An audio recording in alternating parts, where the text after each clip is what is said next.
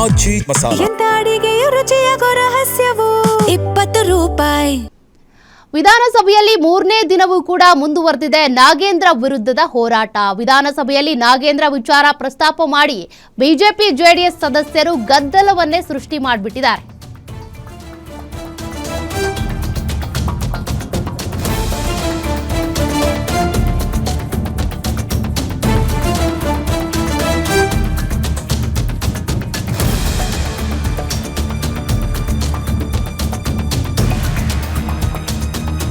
ಇಷ್ಟೆಲ್ಲ ಗದ್ದಲ ಆಗ್ತಾ ಇದ್ರು ಕೂಡ ಇದರ ನಡುವೆನೆ ಪ್ರಶ್ನೋತ್ತರ ಕಲಾಪ ಆರಂಭಿಸಿರುವಂತ ಸ್ಪೀಕರ್ ಒಬ್ಬ ನಾಗೇಂದ್ರನಿಗೋಸ್ಕರ, ಓರ್ವ ಶಾಸಕನಿಗೋಸ್ಕರ 224 ಶಾಸಕರ ಸಮಯ ಹಾಳು ಮಾಡಬೇಡಿ ಅಂತ ಅಶೋಕ್ ಹೇಳಿದ್ದಾರೆ.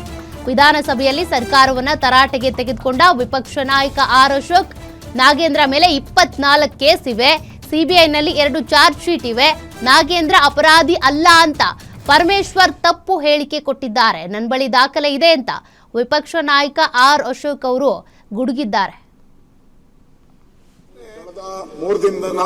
ಗಂಭೀರ ಸಮಸ್ಯೆ ನಾಗೇಂದ್ರ ದಲಿತರ ಹಣವನ್ನ ಲೂಟಿ ಮಾಡಿದ್ದಾರೆ ಅಂತ ಹೇಳಿ 3 ದಿನ ನಾವು ಚರ್ಚೆ ಮಾಡ್ತಾ ಇದ್ದೀವಿ. 3 ದಿನ ಕೂಡ 3 ದಿನ ಕೂಡ ನಾವು ಚರ್ಚೆ ಮಾಡ್ತಾ ಇದ್ದೀವಿ.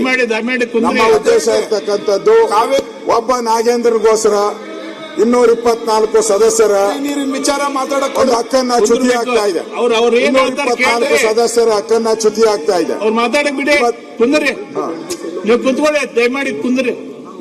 ಸನ್ಮಾನ್ಯ ಅಧ್ಯಕ್ಷರೇ, ನಾವು ಇವತ್ತು 4ನೇ ದಿನ, ನಾವು 4ನೇ ದಿನನೂ ಕೂಡ ಧರಣಿಯನ್ನ ಮುಂದುವರಿಸಿದಿರಿ. ನಮ್ಮ ಕಾರಣ ಬಹಳ ಸಿಂಪಲ್. ಒಬ್ಬ ನಾಗೇಂದ್ರನಿಗೋಸ್ಕರ 224 ಜನರ ಸದಸ್ಯರ ಹಕ್ಕನ್ನ ಚ್ಯುತಿ ಮಾಡಬೇಡಿ. ಒಬ್ಬ ನಾಗೇಂದ್ರನಿಗೋಸ್ಕರ ಕೋಟ್ಯಾಂತರ ದಲಿತರ ಹಣ, ಅದು ಕೋಟ್ಯಾಂತರ ಜನಕ್ಕೆ ಸೇರ್ಬೇಕಾಗಿದೆ. ಅದು ಆ ಪೂರ್ತಿ ಹಣ 189 ಕೋಟಿ ಆ ದಲಿತರು ಕಳೆದ 4 ವರ್ಷದಿಂದ 5 ವರ್ಷದಿಂದ ಕಾಯ್ತಾ ಇದ್ದಾರೆ. ನಮ್ಗೆ ಮನೆ ಕಟ್ಟಕ್ ದುಡ್ಡು ಬರುತ್ತೆ, ಲೋನ್ ಕೊಟ್ಟಕ್ ಬರುತ್ತೆ, ಹಸು ತಗೊಳಕ್ ಬರುತ್ತೆ ಅಂತ ಕಾಯ್ತಾ ಇದ್ದಾರೆ. ಆದ್ರೆ ಹಣ ಹೋಗೇ ಇಲ್ಲ. ಇನ್ನು ರಿಕವರಿ ಮಾಡ್ತಾ ಇದ್ದೀರಿ, ಕಾರ್ಗಳು ರಿಕವರಿ ಮಾಡ್ತಾ ಇದ್ದೀರಿ, ಮನೆ ರಿಕವರಿ ಮಾಡ್ತಾ ಇದ್ದೀರಿ, ಚಿನ್ನ ರಿಕವರಿ ಹೇಳ್ತಾ ಇದ್ದಾರೆ. ಅಲ್ಲಲ್ಲ, ಅದನ್ನೇ ನಾವು ಕೇಳೋದು. ಅದಕ್ಕೆ ಅವ್ರು ಮಾತಾಡಿ, ಅವ್ರು ಚರ್ಚೆ ಉತ್ತರ ಕೊಡ್ಲಿ. ನಿಮ್ಮ ಮಾತು ಕರೆಕ್ಟ್ ಇದೆ, ನಿಮ್ಮ ಮಾತು ಕರೆಕ್ಟ್ ಇದೆ. ಈ ಮಾತನ್ನ 2.5 ಗಂಟೆಗಳ ಕಾಲ ನಾನು ಇಲ್ಲೇ ಸದನದಲ್ಲೇ ಚರ್ಚೆ ಮಾಡ್ಬಿಟ್ಟಿದ್ದೀನಿ. ತಾವು ಅವಾಗ ಅಲ್ಲಿ ಕೂತಿದ್ರಿ. ಸ್ಪೀಕರ್ 2.5 ಚರ್ಚೆ ಮಾಡಿ ಎಲ್ಲಾ ದಾಖಲೆಗಳನ್ನು ಕೊಟ್ಬಿಟ್ಟಿದ್ದೀನಿ. ನೆನ್ನೆ ಪರಮೇಶ್ವರ್ ಬಹಳ ದೊಡ್ಡದಾಗಿ ಹೇಳಿದ್ರು, ಅವ್ರದ್ದು ಯಾವ್ದು ಕೇಸ್ ಇಲ್ಲ, ಅವ್ರದ್ದು ಬಹಳ ಕ್ಲೀನ್ ಚಿಟ್ ಅಂತ. ನನ್ನ ಹತ್ರ ಎಲ್ಲ ಲಿಸ್ಟ್ ಇದೆ ಅವರು ಮಾಡಿರುವಂತದ್ದು. 24 ಕೇಸ್ ಇದೆ ಅವ್ರ ಮೇಲೆ. 24 ಇದು ಸಿಬಿಐ ಚಾರ್ಜ್ ಶೀಟ್.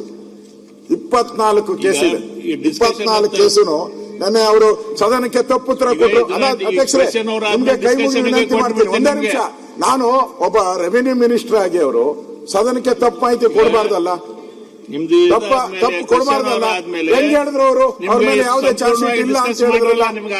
ನಾನು 24 ಚಾರ್ಜ್ ಶೀಟ್ ಇಲ್ಲೇ ಬಿಡುಗಡೆ ಮಾಡ್ತೀನಿ ನೋಡಿ. ಇಲ್ಲೇ ಬಿಡುಗಡೆ ಮಾಡಿದೀನಿ ನಾನು 24 ಚಾರ್ಜ್ ಶೀಟ್. 24 ಚಾರ್ಜ್ ಶೀಟ್ ಇದೆ ಅವ್ರ ಮೇಲೆ.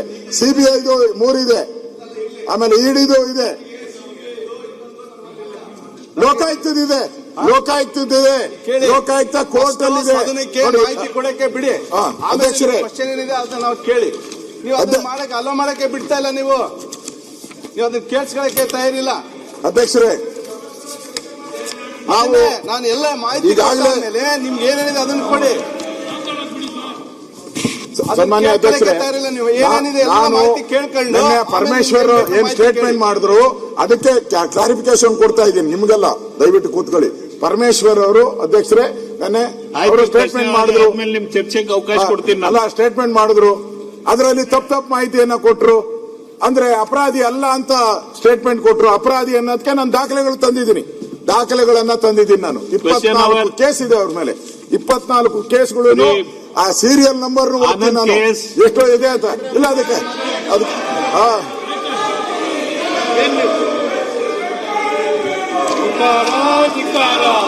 ಲೀಡರ್ ಆಫ್ ದ ಅಪೋಸಿಷನ್ ಮಾತಾಡ್ಬೇಕಾದ್ರೆ ಈ ಟೈಪ್ ಅಂದ್ಕೊಂಡ್ರೆ ಅಧ್ಯಕ್ಷರೇ.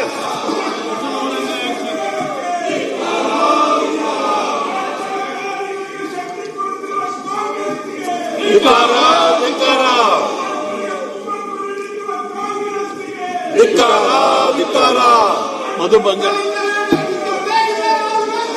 ಧಿಕ್ಕಾರ ಧಿಕ್ಕಾರ ಯಾರಿಗಿದೆ ಮತ್ತೆ ಇವ್ರು ಕೊಟ್ಟಿಲ್ಲ ಬಂದಿಲ್ಲ ಷಡಕ್ಷರಿ ಅವರು ನಾಗೇಂದ್ರನ ವಜಾ ಅಭಯ್ ಪ್ರಸಾದ್ ನಾಗೇಂದ್ರನ ವಜಾ ಮಾಡಿ ಮಣ್ಕರ್ ನಾಗೇಂದ್ರನ ವಜಾ ಮಾಡಿ ಮಾನ್ಯ ಪ್ರಾಥಮಿಕ ನಾಗೇಂದ್ರನ ವಜಾ ಮಾಡಿ